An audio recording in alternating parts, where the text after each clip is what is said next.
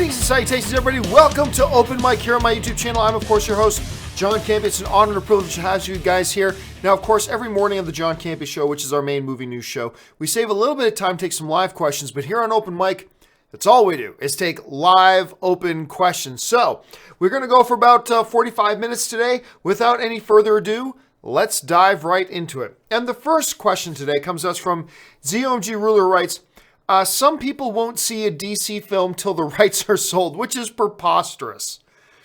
That's just lunacy.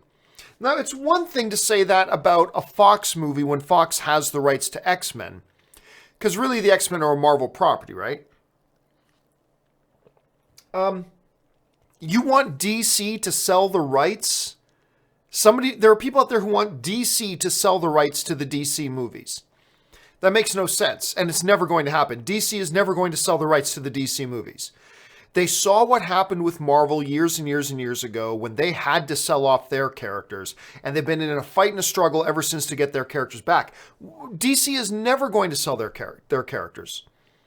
They saw what happened to Marvel.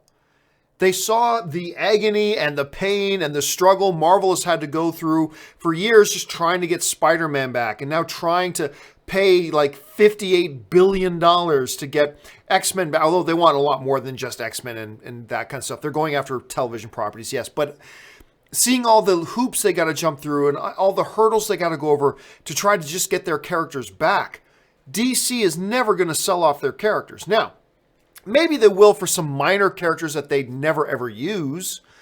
That's possible, I suppose, but even that is highly unlikely. They saw what Marvel went through. They never want to be in that position again, so they're never going to sell their characters off. So this notion of, I'm not going to go see a DC movie until DC sells off the rights to their DC characters, it makes no sense. It's not going to happen, so anybody who would say that, you might as well just get used to never going to see a DC movie again. And that's just kind of that. All right, Ben Rayner writes, Amazon Fire Stick or Roku Stick? I'm a much bigger fan of the Roku. As I've got two Rokus. I used to have a Roku on one TV and an Apple TV on another. I've used an Amazon Fire Stick, but for me, the Roku is the best way to go. Now, granted, I've never used the Roku stick. I just use a regular Roku. But it works great for me. The interface is great. I don't think any other device has as many apps for it as the Roku does. It's smooth. Its functionality is great. It updates regularly. Its Wi-Fi receiver is fast and smooth. And yeah, I mean, look, I'm sure there's a lot of positive things to say about an Amazon Fire Stick as well. I mean, really, they're all, whether you're going Chromecast or Apple TV or Amazon Fire Stick or a Roku, whatever, most of them will have the basics. They'll have Netflix. They'll have Hulu. They'll have a bunch of other things. But for me, I've just found over the years, because I've been a cord cutter for like 8 years, for me, the Roku has just been the constant. It's been the one that's just always worked best for me. So, hey, whatever one you get, there's no real wrong answer. But for me, it's Roku, and that's always probably what I'm always going to stick with. Until, somebody else comes out with something that even trumps it. But for right now, it's the Roku. Okay, Alex Pitt writes, is The Incredibles 2 the best film of 2018 so far? I don't know. I'd hesitate. I mean, it's amazing. It's absolutely fantastic. Is it the best film of the year so far? I don't know. I'd have to see it a few more times. I don't like to be quick to crown things that, but as of right now, I think I'll say this. As of right now, I still think A Quiet Place is the best film of 2018 so far. Now, maybe after I see Incredibles 2 once or two more times, maybe I'll change my mind. But right now, for me, Quiet Place is the best film of the year. I would probably put Incredibles 2 as my second favorite film of the year right now. But, I mean, and it's hard to do because, Deadpool 2 was so fantastic. We've had a number of other really great films. But to me, A Quiet Place is still the best film of the year. Incredibles 2 would come in the number 2 spot. And again, I mean, let me think on it a little bit. Maybe after I see the movie once or twice, maybe I'll elevate it to the number 1 spot. But I think right now I'll still go with A Quiet Place. A Quiet Place is still my number 1 film of the year. But oh my God, Incredibles 2 is great. Go out and see it the moment you can. It's so good. All right, let's move on here. Number Thor writes, with CM Punk now losing his second UFC fight in a row, do you think his UFC career is done and he should return to wrestling where he is better suited, in my opinion? Your thoughts? Well, losing a fight in the UFC, there's no shame in that because you're fighting against the best fighters in the world. And you know what? He did what most people wouldn't have the guts to do. He got into the cage against, world-class fighters and fought. I would suggest that his career in the UFC is done for two reasons. Reason number one, it's not because he lost, it's because he's looked so bad in the losing. This last fight that he had the other night on what was otherwise a great card, that was a fantastic card. But CM Punk looked bad. He looked like a guy who's not a mixed martial artist. And, he's been training heavy in MMA now for minimum 4 years. He's been full-time dedicated to training MMA.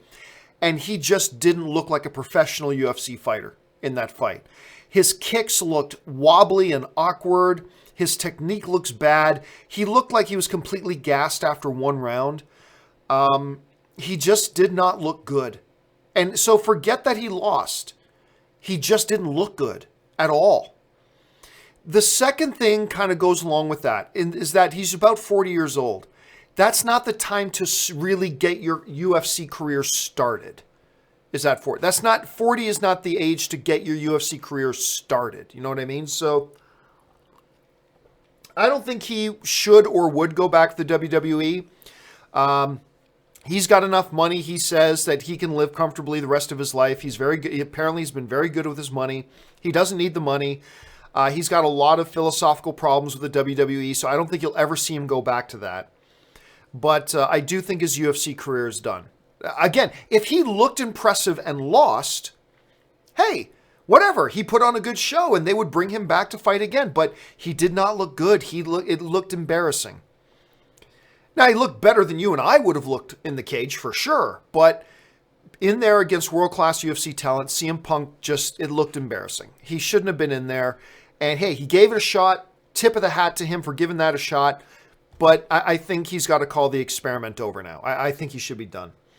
Ben Rayner writes, people say Iron Man have better foundation for the MCU than Man of Steel foundation for the DCU. Do you agree? No, I completely disagree. I think Man of Steel laid a great groundwork for a DCEU. For whatever inexplicable reason, there was a bunch of people that didn't like it. I still can't fathom why, because I think the movie is freaking awesome. Man of Steel's top 10 best comic book movies ever made, in my opinion. And really, it did more to establish the world of the DCU, I think, than Iron Man did. Now, you can argue that maybe you thought Iron Man was a better movie than Man of Steel. That's fine if that's what you think.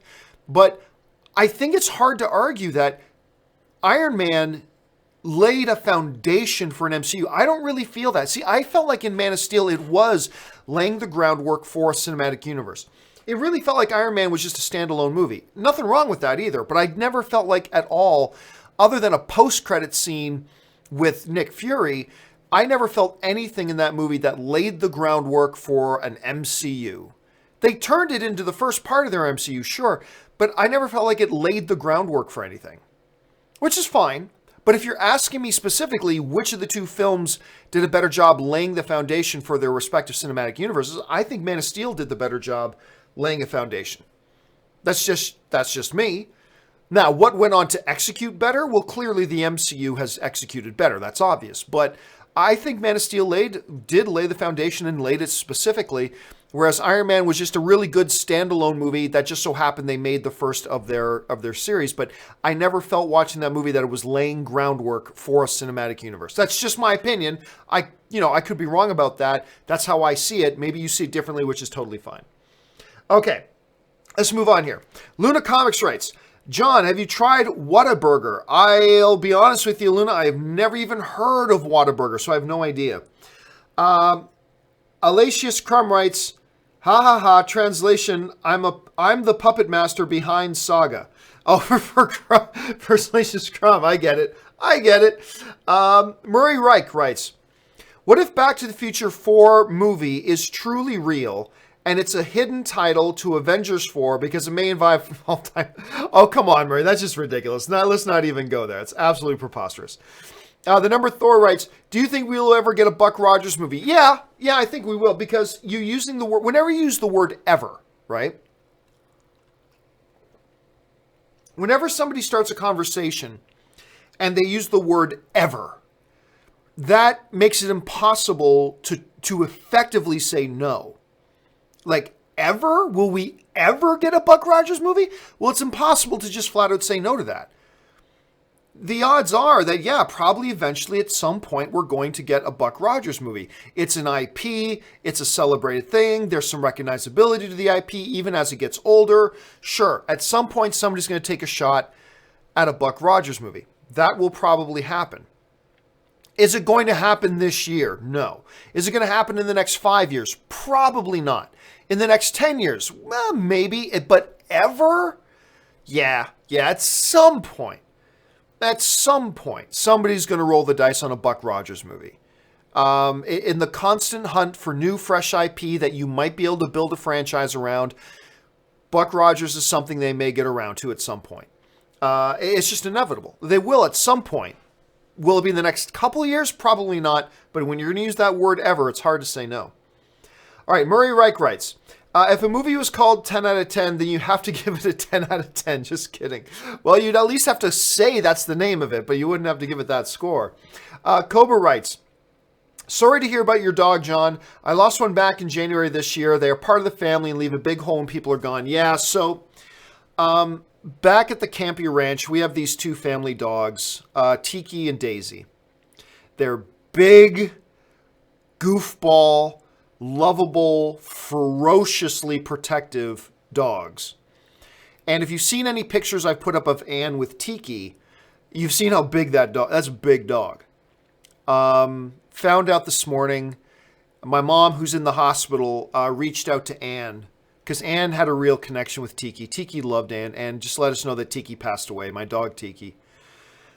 And, yeah. And I'll be right up front with you. It was about 8 o'clock this morning. I'm sitting here at my desk getting the final preparations done for the 8:30 John Campea show. And usually that's about when Anne is just finishing up, getting ready to go to work. And Anne came in my office in tears. She was crying. I'm like, what happened? And she told me that my mom just called her and to tell her about Tiki. And I'll be honest with you, I've been really bummed out all day.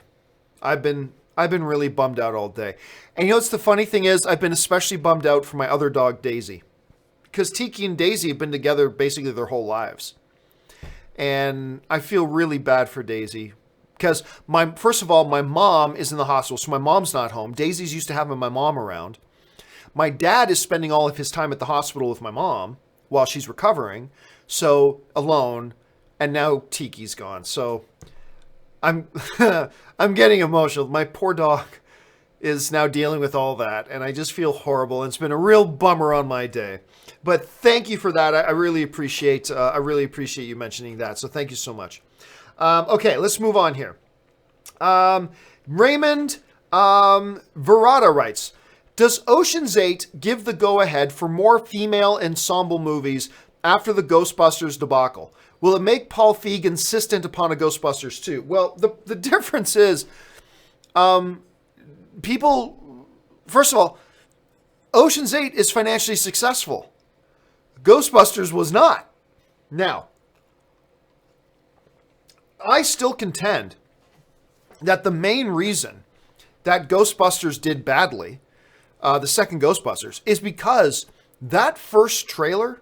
Do you guys remember the first trailer and how much it was the king of the news cycle. When that first trailer came out, it was abysmal. It was a horrible first trailer that just turned everybody off, me included. Now, I went to go see Ghostbusters, and while I have issues with it, I still thought it was a pretty fun movie. I thought it was pretty fun and entertaining, even though they had a whole bunch of annoying stuff in it as well. But it didn't do well at the box office. As a matter of fact, if I bring it up here, Ghostbusters, let me see what it did here. The 2016 Ghostbusters worldwide made $229 million. It lost a lot of money. It lost a lot of money. That was on almost $150 million budget. You can't say, oh, Ocean's 8 is doing well, so let's do a Ghostbusters 2. Well, Ghostbusters 2 has already proven that the original didn't make money. That's working against it. Just because another movie with a female cast gets made doesn't mean you rush ahead and greenlight a Ghostbusters 2 by no stretch of the imagination. Now, Ocean's 8 came out. It's a good movie. You should check it out. It takes the number one spot at the box office, but it also opened bigger than any of George Clooney's Ocean's movies. The biggest George Clooney Ocean's movie opening was $39 million. This one opened at 41. So, and it exceeded expectations because the tracking was about 35, so it exceeded expectations. This movie's going to be profitable. It's going to be profitable. Ghostbusters was not. So you can't compare the two. When the only thing you're comparing is that one had female lead movie, and that's a female lead movie. It's the same thing. Well, that's like saying, oh, I don't know, Schindler's List is the exact same thing. You can compare Schindler's List to 40-Year-Old Virgin because they're both mostly male lead actors, right? So it's the same thing. We can compare them. No, there's no comparing Ghostbusters to Ocean's 8. Other than the fact that most of the lead characters in both of the films are female, there's nothing else to compare them to except one successful and the other one wasn't. So let's put it this way. Does the success of Ocean's 8 throw open the floodgates for female ensemble movies? No. But what I think it does is it removes some fears. Like if some studios have some scripts that have predominantly female leads, but they're a little nervous, can we really move forward on this? Can this be successful at the box office? What I think the Ocean's 8 thing has now done is it may remove some of those fears. It doesn't mean studios are not going to run around and look for any script that has all female leads. Not at all. A $41 million opening isn't enough to do that. But what I think it will do is maybe remove some barriers. It may remove some fears. That if they've got some scripts that they think are good scripts, but we just don't know if it's going to be financially viable because we don't know if we can get a large audience out to watch this script that has predominantly female leads, those fears may be gone now. So does it throw open the floodgates? No. Will it maybe open the doors for a few more? Yes. Would it allow Paul Feig to go in and demand a Ghostbusters 2? No, absolutely not. It's too much of a different situation. All right. And once again, guys, see Ocean's 8. It's a nice little movie. It's really fun. I enjoyed it. But again, I'm a sucker for heist movies. But it's a really good heist movie and pretty good comedy. Let's see. Padrick Conway writes, did you see Amazon's Jack Ryan trailer? Looks great. No, I haven't seen the trailer for the Jack Ryan thing. I'm assuming that came out today. So I've been working all day. Have not had a chance to see. I've been making my Comic-Con plans today. So no, I have not had a chance to see that yet. But I've been looking forward to it. Like with John, ever since I knew John Krasinski got attached to it, I've been very, very curious about it. So I'm curious to see this movie. I'm looking forward to it. All right. Kevin Brown writes, talk about movie fan community trailer reactions. Wait a sec. Talk about movie fan community trailer reactions have become a great way to share your feelings about anticipated movies, authentic ones anyways. Please do live reactions, at least for the big... No, honestly, like I've tried a couple because people have wanted me to do them, but honestly, here's the truth. The truth is most of these trailer reactions are fake. They're either fake in that they've watched the trailer already, or they haven't, and they're just really exaggerating. And I'll give you some insight. I have watched trailers for the first time with some significant trailer reactor people.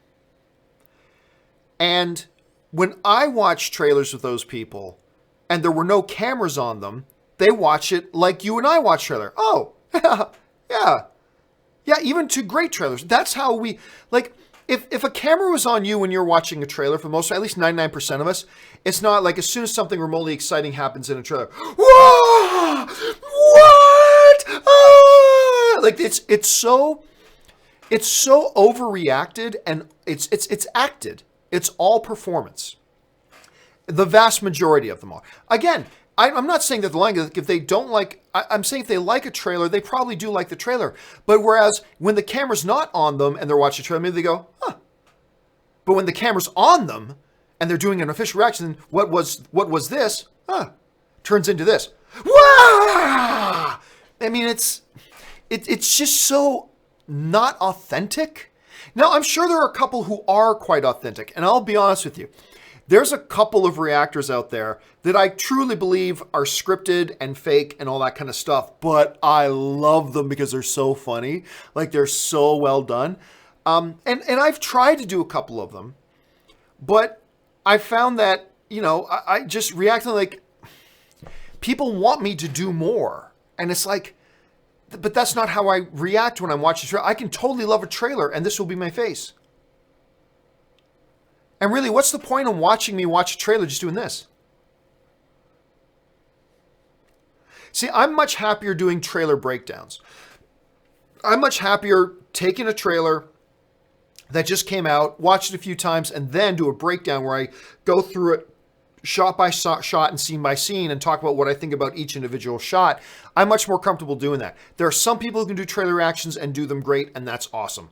That's not me, because whenever I'm doing them, even if I'm trying my best not to be fake, I feel like I'm being fake.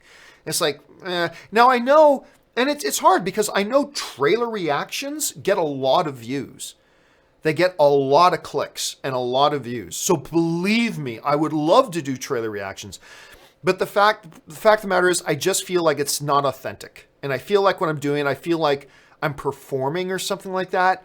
And I just hate that feeling. I just hate that feeling. So even though I know I'm missing out on a lot of traffic and I'm missing out on a lot of views and a lot of clicks, it doesn't feel right to me. You know what I mean?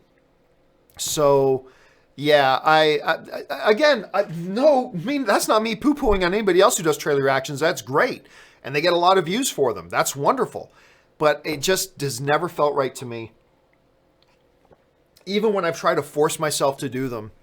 Because I get a lot of people constantly ask me to do trailer reactions. But it's like, why? I mean, to just sit there and watch me go.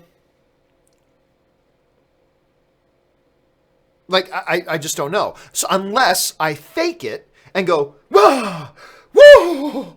But I would feel like shit if I did that, because I know when I'm watching a trailer by myself without the camera on, that's not how I react. So anyway, that's just me. I'm only talking about myself here. I'm not talking about anybody else. I'm just talking about me, that I would love to be able to do them and take advantage of all those clicks people get for trailer actions. I would love to. It's just, I can't, because it just doesn't work for me, unfortunately. The Number Thor writes, your thoughts on the show Star Trek Voyager? Probably my least favorite of all the Star Trek shows. And that includes Star Trek Discovery. I think probably but I still enjoyed it because it's Star Trek, so I liked it. But yeah, with Tom Paris and Chakotay and like, it was good. I liked it, but like I said, probably my least favorite. I think I liked all the other ones best.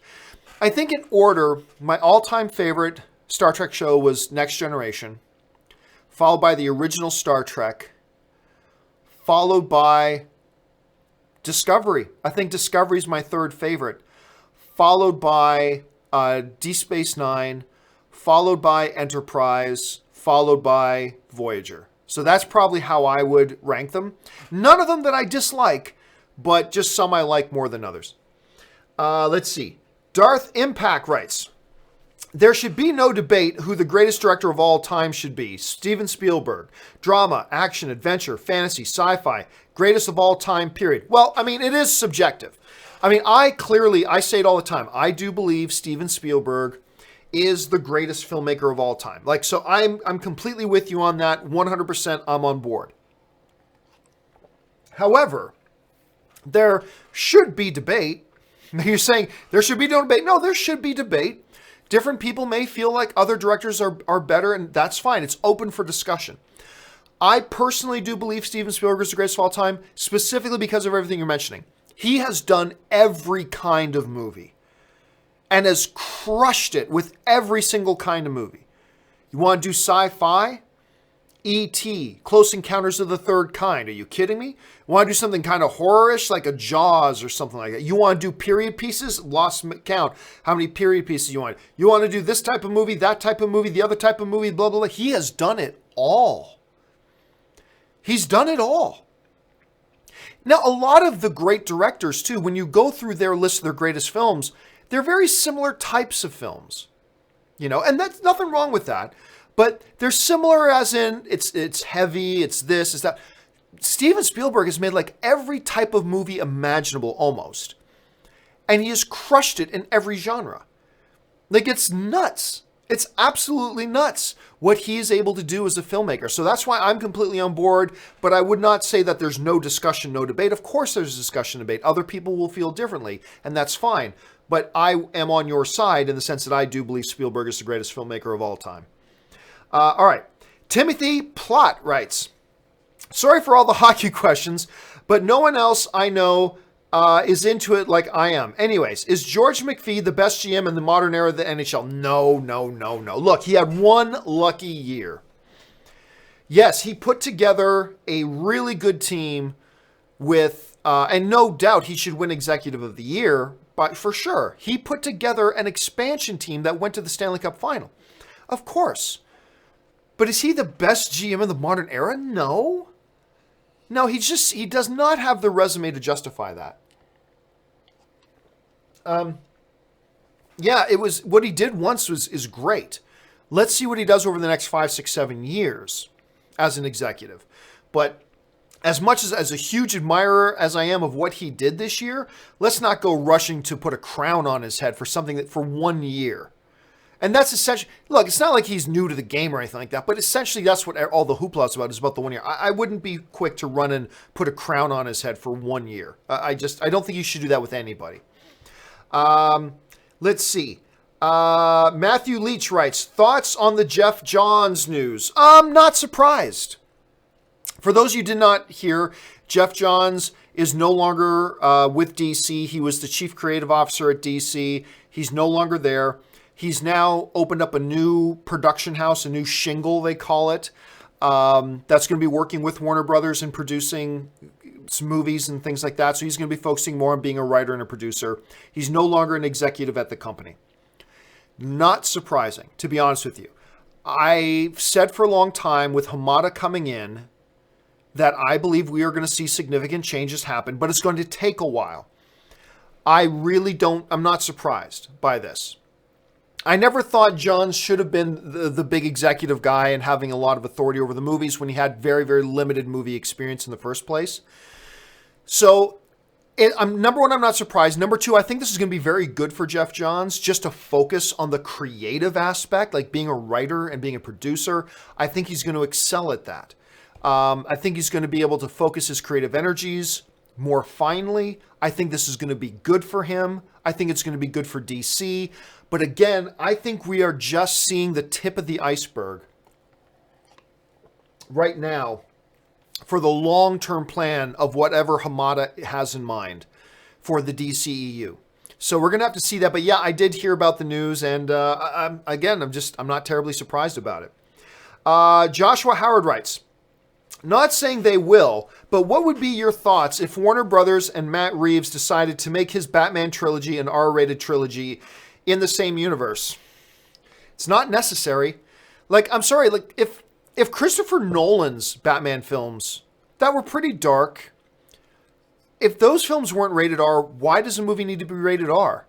Like, seriously, and why would you need a Batman film rated R? Oh, it'll be better if Batman says fuck. That'll make the movie better.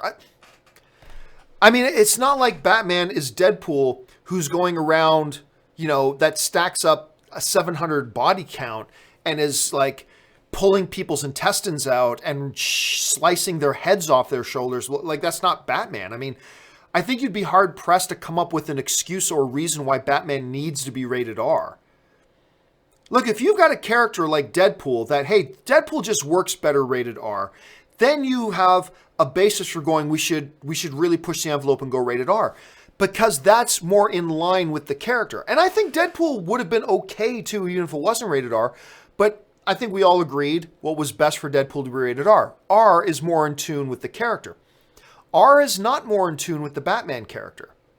So I don't see why you would take a character that doesn't need to be rated R and force it and shoehorn it awkwardly into being a rated R movie and forcing it to be a rated R movie.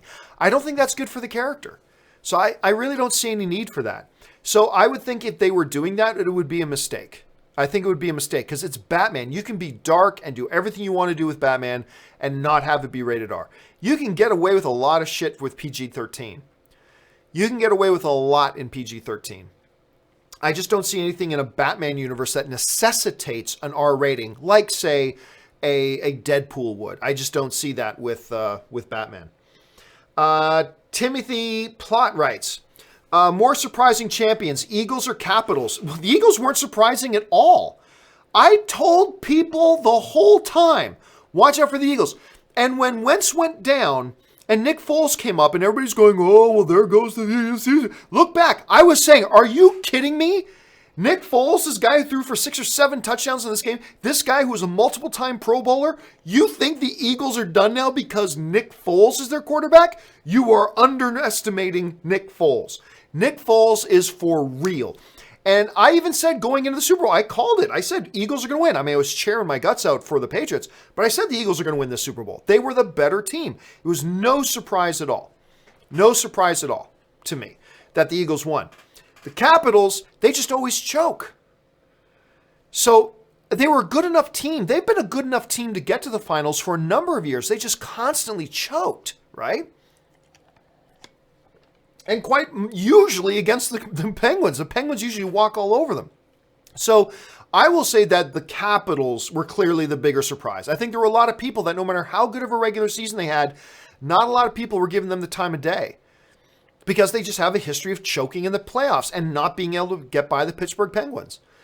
And they did. And they went on win. So I'm going to say they are. But the Eagles, I was just, there. To me, there was no surprise at all in the world that the Eagles won that Super Bowl. Like, not at all. So I'm going to say the Capitals were the bigger surprise. Thunder Knight 19 writes, does the ongoing of new content make it harder for DC and Marvel creations to ever enter the public domain?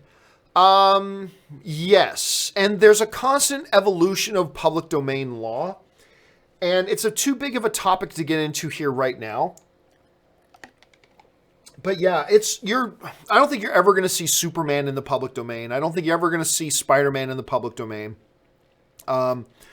Public domain was created for a reason, but as the power of corporations have gotten bigger and bigger and their legal clout has gotten bigger and bigger, they've been successfully able to change the law constantly to make sure their properties never go into the public domain.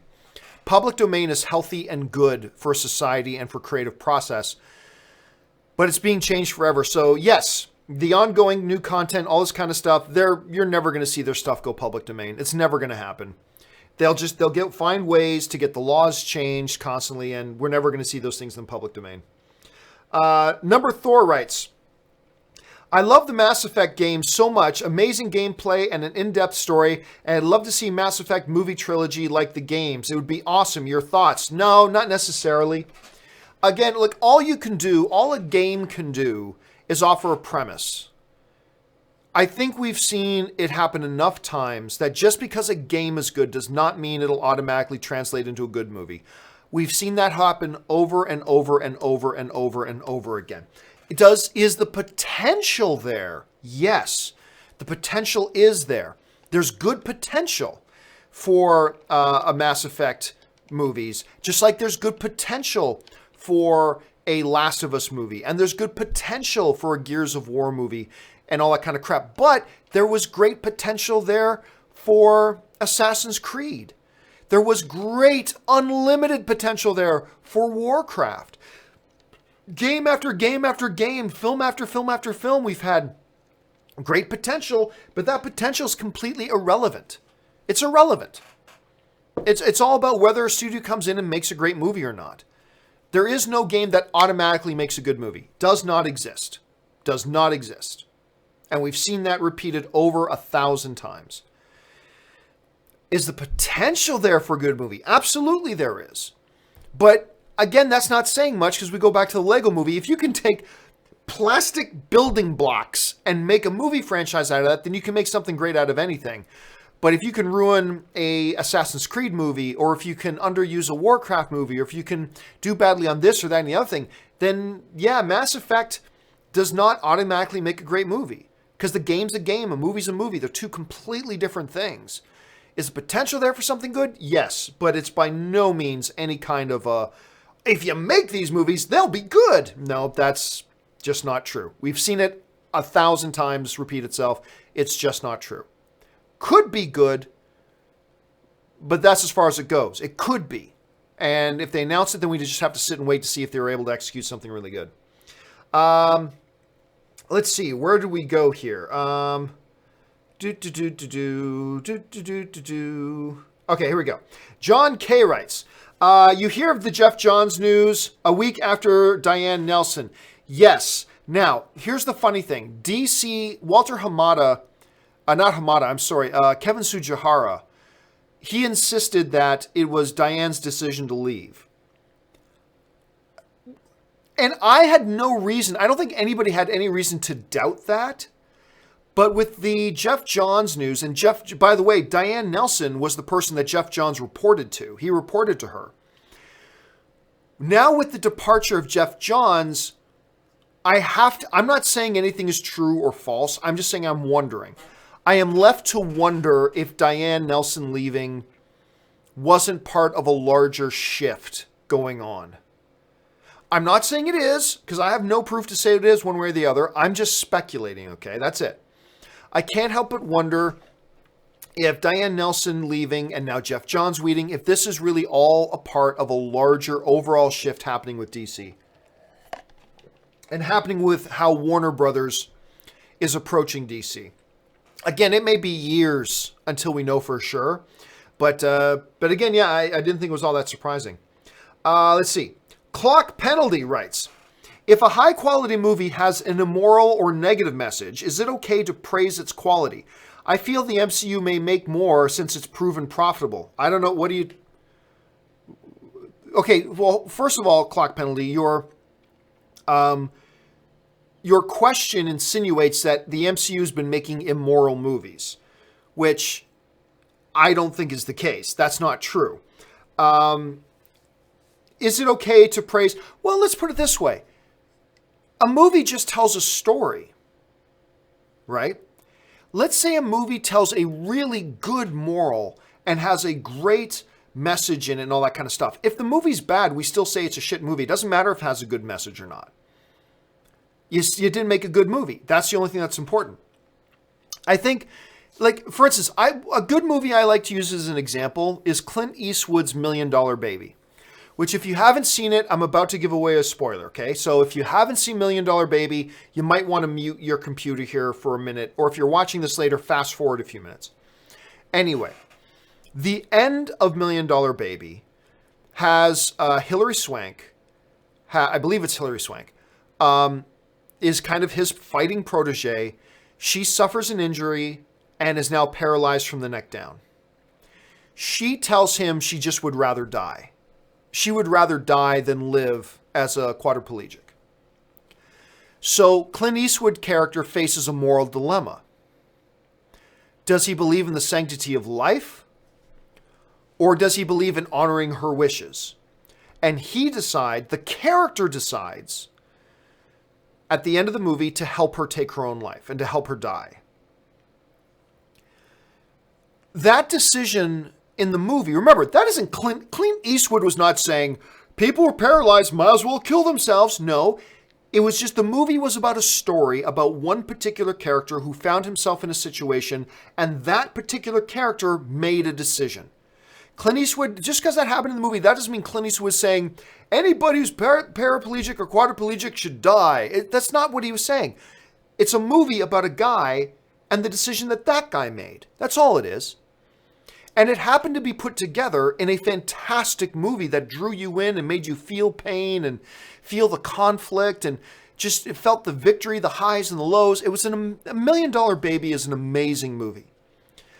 Do I agree with what the Clint Eastwood character decided to do at the end of the movie? No, as an individual, I don't agree with it. But that doesn't change that it was a brilliant movie. It was a brilliant movie. and the character happened to make a decision that I wouldn't have made, but it's not about, I only go to see movies where the characters do what I would do. No, I'm not like that. I don't think most people are like that. So, yeah, I think if the movie has a negative message, but then again, even negative's in the eye of the beholder. Negative to who? Negative to you? Negative to me? Like I'm saying, I wouldn't have done what Clint Eastwood's character did in that movie, but I'm sure there's a lot of people who would have. So when you say as a negative message, negative to who? Because even what's negative could be considered subjective, right or wrong, or like abstract ideas sometimes. So it's a far bigger topic and issue than just saying, hey, if they make a negative movie, is it still okay to praise? It's more nuanced than that. It's a lot deeper than that, I think. So anyway, that's just kind of my thoughts on that. David Coker writes, greetings from the Hammer. Hamilton, Ontario, that is my hometown. Glad to see someone from Steel City make it. Keep your dreams alive. Yeah, Steel City is my favorite city in the world, the Hammer. I grew up, the two main places I grew up in Hamilton, always on the mountain. I always lived up on the mountain. Once, the good part of my younger life, right till I just got into high school, I grew up around Upper Ottawa and in between Lime Ridge and Mohawk on Upper Ottawa. That's where I grew up. And then we eventually moved over to closer to Wentworth and Stonechurch. And I went to St. John de Brebeuf High School. So Brebeuf is still, home of the Braves. The St. John de Brebeuf High School is where I went. Our big rivals, of course, were St. Thomas More. And yeah, the Hammer, man. The Hammer. Still my favorite city in the world. Thanks for writing, David. Appreciate that. The Halo Brony writes, sad news. Net neutrality is now confirmed dead. Well, I mean, I'm not going to go into net neutrality stuff. I will say this, though. There are a number of states that are launching lawsuits to get it reinstated. This is a fight that is long from over. Right now, there is no net neutrality protections as of right now, but there are legal suits in motion in a large number of states, including California, that will try to get these things overturned and reinstate net neutrality. I think everybody with a lick of common sense understands net neutrality protections are important and we need them. And we'll see what happens at the end of the day. Ben Lorenowitz writes, opinion, Raiders and Last Crusade are the best two indie movies. Two things in common, Nazis and Judeo-Christian relics. Is this a mere accident or formula? I don't know. It really all depends on who you ask. I mean, to me, I like all the Raiders movies. Not as much. Crystal Skull, not as much, but talking about the original trilogy, I've always kind of said that I don't want my Indiana Jones. Now, this is just me as a single person, okay? I don't want my Indiana Jones in the 1970s. I want my Indiana Jones fighting Nazis. Looking for artifacts and treasures that belong in museums. That's just indie to me. You know what I mean?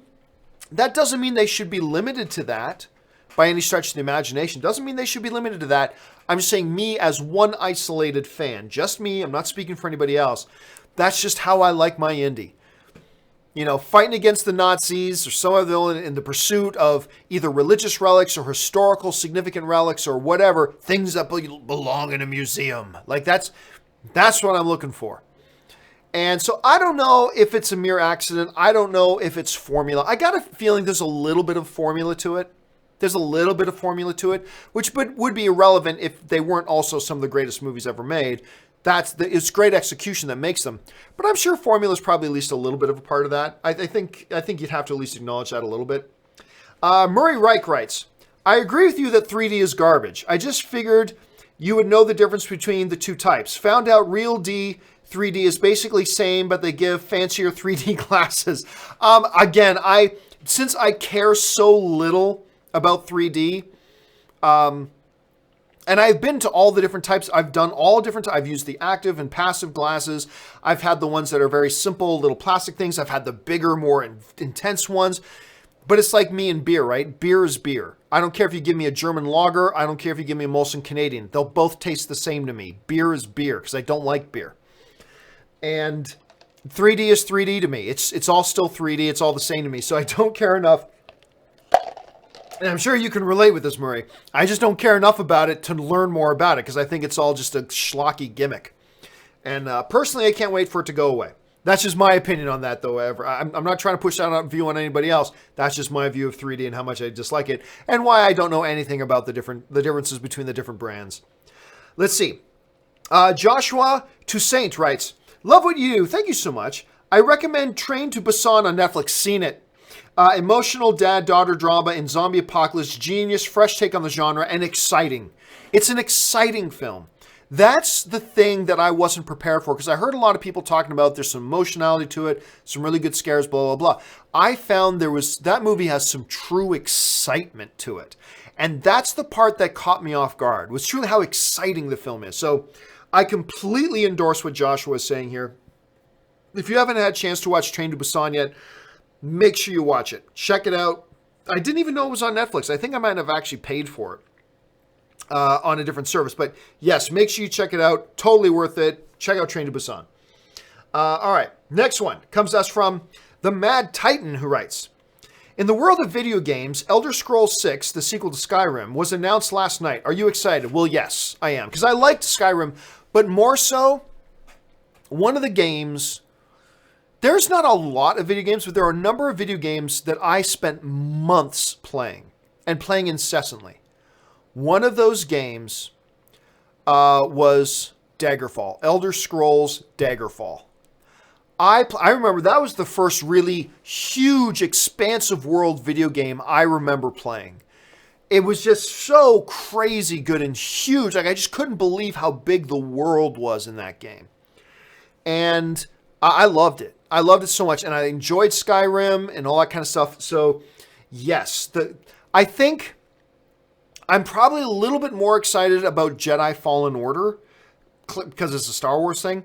So Star Wars Jedi Fallen Order, that's probably the game announcement I've heard that I'm most excited about right now. But then after that would have to be Elder Scrolls 6. Because I've been thinking about reinstalling Skyrim again and playing Skyrim again. And maybe now I'll really have to do that because it's just to gear up for Elder Scrolls 6. But I mean, I don't even remember what the release date is. It's forever away. We still have forever to wait for it. So don't hold your breath. But yeah, I was very excited to hear about Elder Scrolls 6. Let's see here. Alan Gonzales writes, "The other day I rewatched Ace Ventura 1 and 2 after like 15 years. I love that first one, man. After like 15 years since I saw it last, and I didn't notice those movies have a bunch of funny references to other movies. Are you saying that you didn't originally and you do now, or are you saying you didn't even notice now?" Oh, because there's a bunch of references. Now, granted, I've seen the first Ace Ventura 15 times. I've probably only seen the second one twice. I simply did not like the second one nearly as much as the first. I may not have even liked it. The whole rhino birthing scene, that's the one laugh I remember having. But I just remember not liking it nearly as much as the first one. The first one to me was comedic genius. I love that first one. But yeah, there's a lot of references in those movies. Absolutely, for sure.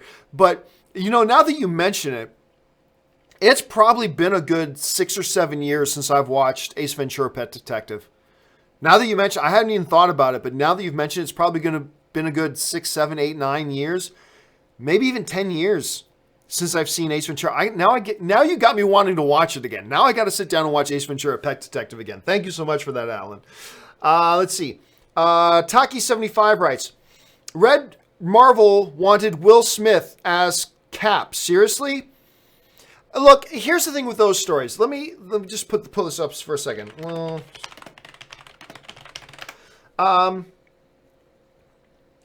let's see. There used to be a story about that Captain America, that Will Smith was approached about Captain America. I don't know, however, how serious that ever was. And it could simply be that, first of all, it was never really confirmed that was ever the case. And even if it did happen, it could just be one of those things that, hey, there were some discussions. Remember, at the time, Will Smith was the biggest movie star in the world. Will Smith at that time, we're talking about like 2008. Will Smith at that time was the one truly bankable film star in the world at that time. So it could have been that somebody put together some kind of short list and Will Smith was on it, blah, blah, blah. There are reports saying they offered him the gig. I've never heard that that was confirmed or anything like that. But it wouldn't be that big of a surprise to find out that Will Smith was part of the discussion. That he was probably part of the discussion. Because he was the biggest movie star in the world at the time. And there was no reason for Steve Rogers to be white. There was no reason for Steve Rogers to be any race or any nationality. You could have made him anything. As long as he was American, you could have made Steve Rogers anything. So really, there was no problem with it. Again, though, we have no idea really how serious or not serious that was. So it could have probably was just a minor thing. Yours Trolley writes, many leaks / rumors from DC versus nothing from Marvel. Why? I have no idea what it is you're saying. Let me read it again. Many leaks / rumors from DC versus nothing from Marvel. Why? Oh, I see. We get lots of leaks and rumors from DC, whereas we don't get lots of leaks and rumors from Marvel. Why? Well, that's not necessarily true. We just talked about one from Marvel. We're getting lots of speculation, everything from about things about Avengers 4. For the most part, Disney just does a better job keeping their information sealed. Disney just does a better job than anybody else. Warner Brothers, look, Warner Brothers is people at Warner Brothers that talk. There are people at Warner Brothers who talk. I know this. Everybody in the industry knows this. There are people at Warner Brothers who talk, and the information just gets out a lot easier. That's 90% of the reason why. It's because people at Warner Brothers talk a lot more than Disney, which has a much tighter seal on their stuff. That includes Marvel. That includes Pixar. That includes Star Wars and Lucasfilm. That includes Marvel. It encapsulates all of their stuff. They just have much better security and a much better lid and a much tighter lid on all their information. Whereas Warner Brothers, I think, they allow more people at Warner Brothers to know what's going on different things, and there are more people at Warner Brothers who talk. Or Warner Brothers doesn't ultimately feel like it matters. And maybe to some degree they're right. Like maybe Warner Brothers just doesn't feel like it's all that important to keep things a secret. I mean, who knows why? There's a lot of different reasons, but for the most part, it's more stuff comes out of DC than out of Marvel because at Disney, they keep a tighter lid on things, and at Warner Brothers, they don't. And more people at Warner Brothers will talk to press and media people than will at Marvel. So that's probably your biggest reason right there. Let's see. Murray writes, even the recliner seat theater, try that again. Even the recliner seats, theater rooms at regular AMC theaters near me that aren't Prime still go all the way up. I prefer that way, but it's all subjective. That's why I like the Prime at Times Square. I'm not exactly sure what you're asking, Murray, but I love the leather recliner seats. I have been completely spoiled with the AMC at the AMC Burbank 16 because the Prime Theater in there, and also like in one block, there are 3 AMC theaters where I live. There's the AMC 16, right across the street is the AMC 8, and right across the street from that is the AMC 6. And the AMC 8 and the AMC 6, where I live in Burbank, used to be these garbage little rundown theaters. They have torn out all the seats and now reseated all those theaters with the nice, cozy, big leather motorized recliners. And oh my God, now I love going to watch movies in those theaters. It's a really comfortable, enjoying viewing experience now. And I absolutely love them. I'm totally spoiled by them. And you're right, the higher up the leg things go, because some go up about that far and give you a little bit of that. Some go all the way up so your legs go straight out. Obviously, you need more leg room to go straight out. But either way, I still love the leather recliner. It's just completely revolutionized the way I like watching movies now. And they've spoiled me a little bit, to be frank with you, Murray. They spoil me a bit. All right. Just got a couple minutes left here, guys. Chris Parker writes, everyone has their guilty pleasures. Mine are those late 90s / early 2000s Ashley Judd crime flicks. Kiss the Girls, High Crimes, Double Jeopardy. Remember I love those. I think those movies are great. Double Jeopardy is actually one that I really enjoy. And that also starred an actor by the name of Bruce Greenwood. Now, you may or may not recognize the name Bruce Greenwood, you would totally recognize his face because he's been in like a million movies.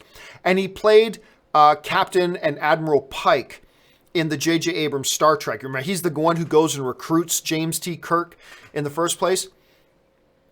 I love Bruce Greenwood. He is a tremendous actor, and he was in that Double Jeopardy there. And Kiss the Girls was obviously awesome. High Crimes was pretty good too, whatever, but I'm a really big fan of Double Jeopardy. And Double Jeopardy is about this woman who gets convicted of murdering her husband, but the husband faked his own death, so he's never murdered. She escapes, or she gets out of prison and finds out that her husband's still alive. And now she's faced with this thing where there's a thing in law that says you can't be charged with the same crime twice. And she's like, well, I was already charged for murdering my husband and found guilty and sent to prison. I can murder him now, and I can't be tried for the same crime twice because I was already tried for that crime and I was sent to prison. So it's a great little movie. Check it out. But I also highly recommend, if you haven't seen Kiss the Girls, check that one out too. I love that one. Edgar Navarro writes, did you hear about the guy who saw Infinity War 44 times? I think his name is Nem. He even got Avengers 4 premiere tickets from the Russo brothers. Nope. Oh, no, I take that back. I never knew his name. I did hear about the guy, though. I did hear about the guy. Man, he loved that movie. I've never seen any movie. The most I've ever seen any movie was like less than half of that. Less than half is the most I've ever seen one movie in theaters. So that is a dude who loves his Thanos snapping. That is a dude who loves his Thanos snapping. Where are we here? Okay, last two questions of the day here, and then we got to wrap it up. Martin Leech writes, thoughts on the Superfly remake? Like an upcoming one? Or are you talking about like the old one? Hold on a second here. Let me just make sure I'm on the right thing here. Oh, that's Superfly. The one with, oh God, what's his name? Trevor Jackson playing it. I don't know. The trailers, I clearly haven't seen it. The trailers, I think, have been vague. I didn't even know it was, I thought it was just the same name. I didn't even think it was a remake, to be honest with you. So I'm kind of in the dark on it. The Halo Brony writes, MO trailer reactions are a form of entertainment. MO trailer reaction? I don't know what MO trailer reactions are. Yeah, I'm not sure what you're talking about. MO trailer reactions are a form of entertainment. Not really sure what we're talking about there. Sorry about that, Halo Brony. I'm just not clear on what it is you're asking. All right, guys. That will do it for today. Now, there's a bunch of you who sent in live questions still that I don't have time to get around to. Don't you worry about it. I'm going to take all those questions that you sent, and I'm going to add them in the next companion video. As a matter of fact, there was a companion video that went up earlier this morning. For those of you guys who've been waiting for that, there is one up this morning. The next one's probably going to come in the next day or two. So I will take those questions that you guys sent in. Don't worry, it's not being wasted. They are going to be in the next companion video. So thanks for sending them in. All right, guys, that will do it for me for today for this installment of Open Mic. Thank you so much for joining me and for sharing all your questions and having these conversations with me. I appreciate it a great deal. That'll do it for me, guys. Thanks a lot for joining me, and until the next video, bye-bye.